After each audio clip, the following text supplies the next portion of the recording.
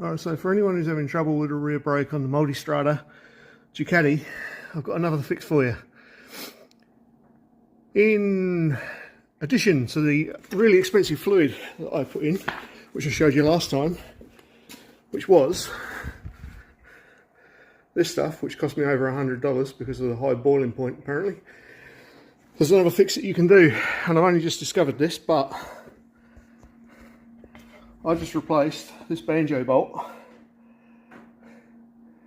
here, which goes into the ABS unit here, which you can see is marked R for rear.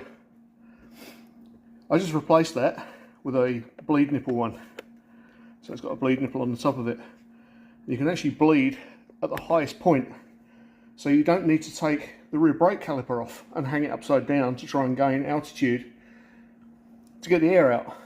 So with this, the air's forced out the top of the ABS unit, and I was pumping away for hours on the brake pedal there with no air coming out the caliper, inverted. I put it all back together, and now I've done this. I bled this unit, and the amount of air that came out of that unit wasn't funny. It was like bubbles, all bubbles coming out, and the fluid that was coming out was terrible.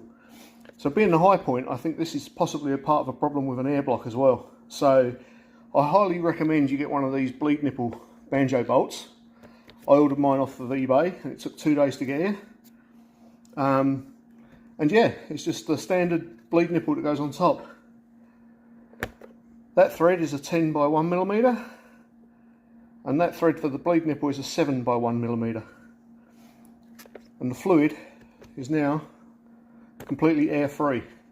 So what I've done is, just as an additional, I've topped up my rear reservoir to the maximum, as you can see. However, I've used an hockey strap or a tie down strap just to put some pressure on that brake pedal. And I'm going to leave that for a few hours, and then when I come back, I'm just going to re-bleed the top of this. So hopefully what that's doing, any tiny remaining air bubbles in the system will probably get pushed to the top. I'll bleed the top of this a couple of times and we're good to go. And hopefully, I say hopefully, that fixes the problem with the mushy rear brake on the Multistrada. Alright, just another option to try if you're struggling. Thanks guys, catch you on the next one.